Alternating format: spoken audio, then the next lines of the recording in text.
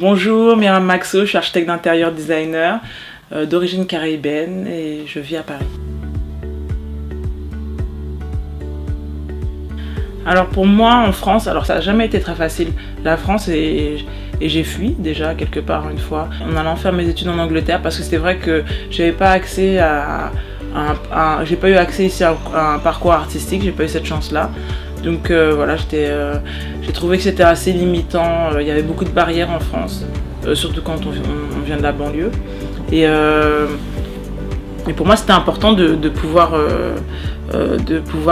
évoluer normalement comme d'autres personnes. Et j'avais bien pris conscience quand même à travers les médias qu'il y avait d'autres personnes qui évoluaient différemment. Donc en partant en Angleterre, j'ai eu la chance de faire des études d'art et d'être encadrée par des bons professeurs et qui ont changé ma vie et qui m'ont donné d'autres perspectives pour avancer. Mon but dans la vie, c'est d'être épanouie dans ce qui me plaît.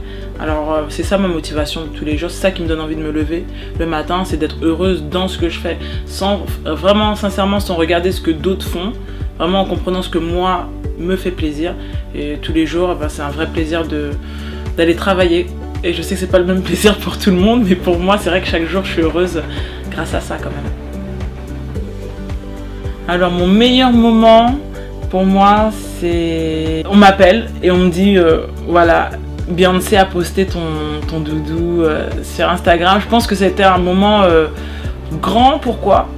Pas que par le résultat de Beyoncé, mais aussi dans la démarche de cette fameuse journée. C'est que cette fameuse journée, je me posais la question, puisque c'était le jour de Pâques, et je me suis dit mais en fait... j'ai tellement de bénédictions, j'ai tellement de bonnes choses qui m'arrivent dans ma vie qu'il faut que je sois déjà hyper reconnaissante de tout ce que je vis. Et ce jour-là où je remercie l'univers de m'apporter et Dieu de m'apporter toutes ces grâces, je me retrouve avec un post de Beyoncé, donc on me contacte pour me dire que Beyoncé m'a fait un petit clin d'œil. Donc comme quoi il ne faut jamais désespérer. Et je pense que c'est un de mes meilleurs moments parce que ça m'a permis de me rendre compte que faut pas baisser les bras.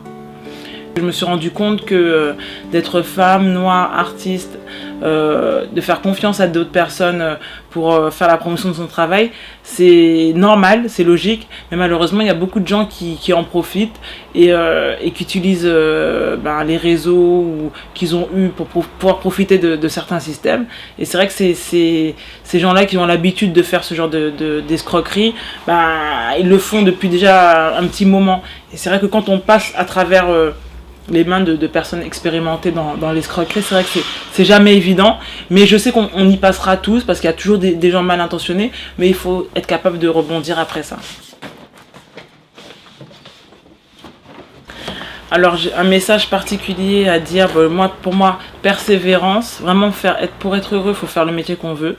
Après c'est parce qu'on fait le métier qu'on veut qu'on sera heureux tous les jours, ça je peux le dire, c'est vrai que c'est pas facile, il y a des moments qui sont beaucoup plus difficiles que d'autres, mais faut tenir quoi. C'est ça que j'ai envie de dire aux gens, vivre de son métier, c'est une démarche très courageuse, mais il faut y aller jusqu'au bout et je pense que c'est la persévérance qui permet d'y accéder. Donc je dirais aux gens qui rêvent et qui ont rêvé tout comme moi et je continue de rêver, quand on a des rêves, il faut y croire. Parce qu'ils peuvent se réaliser.